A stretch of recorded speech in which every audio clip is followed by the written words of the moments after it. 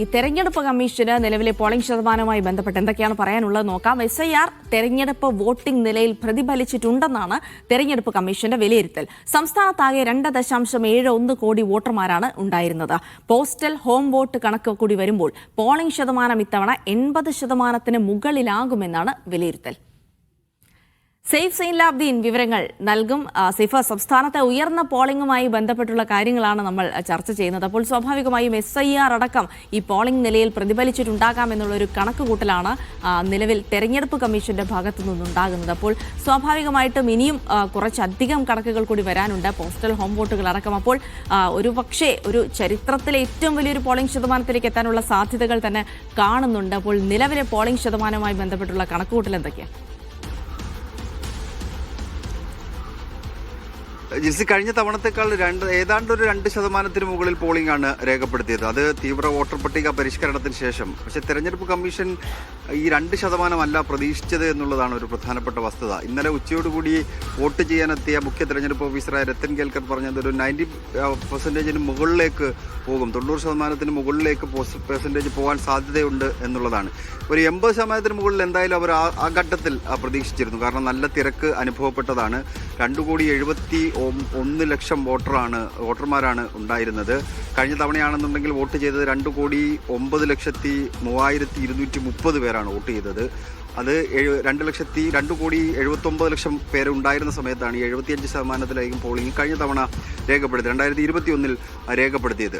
ഇത്തവണ തീവ്ര വോട്ടർ പട്ടിക പരിഷ്കരണം വന്നതുകൂടി മരിച്ച ആൾക്കാർ, ഇരട്ട പേര് ഉള്ള ആൾക്കാർ, അവരെല്ലാം ഒഴിവാക്കി സ്ഥലം, വീട് പൂർണ്ണമായും സ്ഥിരമായി താമസിക്കുന്ന ആൾക്കാർ, അവരെല്ലാം ഒഴിവാക്കിക്കൊണ്ടാണ് വോട്ടർ പട്ടിക പരിഷ്കരിച്ചത്. അതായത് വോട്ട് ചെയ്യാൻ ഒരു ബൂത്തിലേക്ക് എത്തുന്നതിനകത്ത് ഏതാണ്ട് 100 പേരുണ്ട് എന്നുണ്ടെങ്കിൽ 90 പേരും അല്ലെങ്കിൽ ഒരു 85 പേരും നാട്ടിലൊക്കെ ഉള്ള ആൾക്കാർ തന്നെ ആയിരിക്കും. അതുകൊണ്ടാണ് ഈ SIR ഇതിനകത്തൊരു കാരണമായി എന്ന് പറയുന്നത്. പക്ഷേ വിവിധ ഘടകങ്ങൾ അതിനകത്തുണ്ട്. ഇപ്പോൾ രാഷ്ട്രീയ പാർട്ടികളുടെ പ്രചരണമടക്കം ഈ പോളിംഗ് ശതമാനം വർദ്ധിക്കാൻ കാരണമായിട്ടുണ്ട്. പല ഘടകങ്ങളിൽ ഒന്നാണ് SIR എന്ന കാര്യത്തിൽ സംശയമില്ല. പക്ഷേ ഇത്രയുമല്ല അവർ പ്രതീക്ഷിച്ചത്, കുറച്ചുകൂടി വരാനുണ്ടായിരുന്നു.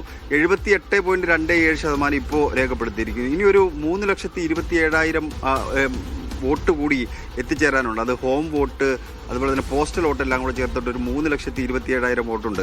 അതിൽ എത്ര പേര് ചെയ്തിട്ടുണ്ടെന്ന് കൃത്യമായ കണക്ക് തെരഞ്ഞെടുപ്പ് കമ്മീഷൻ പുറത്തുവിട്ടിട്ടില്ല.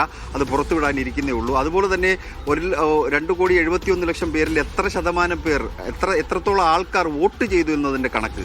അപ്പോൾ കഴിഞ്ഞ തവണ ഞാൻ സൂചിപ്പിച്ച പോലെ 2,09,00,000 പേർ വോട്ട് ചെയ്തിട്ടുണ്ടെങ്കിൽ ഇത്തവണ എത്രത്തോളം ചെയ്തു എന്നുള്ളൊരു കണക്ക്, അത് കൃത്യമായ കണക്ക് തെരഞ്ഞെടുപ്പ് കമ്മീഷൻ നൽകിയിട്ടില്ല. അത് ഇന്നോടുകൂടി മാത്രമേ ഉണ്ടാവുകയുള്ളൂ.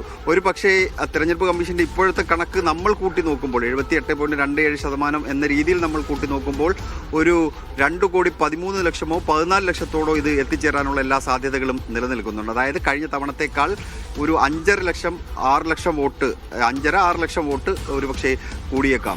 ഇതിൽ 4,00,000 വോട്ട് പുതിയ വോട്ടുകളാണ്. ഈ 4,00,000 പേരായിരിക്കാം ഒരുപക്ഷെ ഈ തെരഞ്ഞെടുപ്പിൻ്റെ ഗതി തന്നെ നിർണ്ണയിക്കാൻ പോകുന്നത്. പുതിയ വോട്ടർമാർ, അതുപോലെ തന്നെ പുതുതായിട്ട് വർദ്ധിച്ച ഒരു 2,00,000 വോട്ട്, ഒരു 1.5-2 ലക്ഷം വോട്ട്, ഇതായിരിക്കും അതിൻ്റെ ഒരു പാറ്റേൺ. അവരായിരിക്കും അതിനകത്തൊരു തെരഞ്ഞെടുപ്പിൻ്റെ വിജയ ഘടകം നിശ്ചയിക്കുന്ന ആൾക്കാർ. പല ഫാക്ടറുകൾ ചേരുമ്പോഴാണല്ലോ ഒരു രാഷ്ട്രീയ പാർട്ടി, ഒരു മുന്നണി തെരഞ്ഞെടുപ്പിൽ അധികാരത്തിൽ വരുന്നത്. അതുകൊണ്ട് വോട്ടിൻ്റെ കണക്ക് നോക്കുകയാണെന്നുണ്ടെങ്കിൽ തെരഞ്ഞെടുപ്പ് കമ്മീഷന് കൃത്യമായ കണക്ക് എല്ലാ ജില്ലകളിൽ നിന്ന് ഇന്ന് രാവിലെയോടുകൂടിയോ ഉച്ചയോടുകൂടി മാത്രമേ കിട്ടുകയുള്ളൂ. ഇപ്പോൾ വർദ്ധിച്ചതിൻ്റെ കാരണം, 2% വർദ്ധിച്ചതിൻ്റെ കാരണം SIR ആണെന്ന് തെരഞ്ഞെടുപ്പ് കമ്മീഷൻ പറയുന്നു. പക്ഷേ അത് മാത്രമായി നമുക്ക് കാണാൻ കഴിയില്ല. തെരഞ്ഞെടുപ്പുമായി ബന്ധപ്പെട്ട് രാഷ്ട്രീയ പാർട്ടികൾ നടത്തിയ പ്രചരണം അത് ജനങ്ങൾ ഏറ്റെടുത്തിട്ടുണ്ട്. അതാണ് ഈ 2% ഒരു വർധനവ്. അതൊരു പക്ഷേ ഒരു 78 എന്നുള്ളത് ജിൽസി സൂചിപ്പിച്ച പോലെ തന്നെ ഒരു 80 അടുപ്പിച്ച് ചിലപ്പോൾ നിന്നേക്കാം. എങ്കിലും 1987 കിട്ടിയ 80.34% അതിലേക്ക് എത്തിച്ചേരുമോ എന്നുള്ളൊരു സംശയം നിലനിൽക്കുന്നുണ്ട്. എന്തായാലും ഒരു കൃത്യമായ കണക്ക് ഉച്ചയോടുകൂടി മാത്രമേ ഉണ്ടാകാൻ സാധ്യതയുള്ളൂ ജിൽസി. ശരി, സെയ്ഫ് സൈൻലാബ്ദീനാണ് വിവരങ്ങൾ നൽകിയത്. എന്തായാലും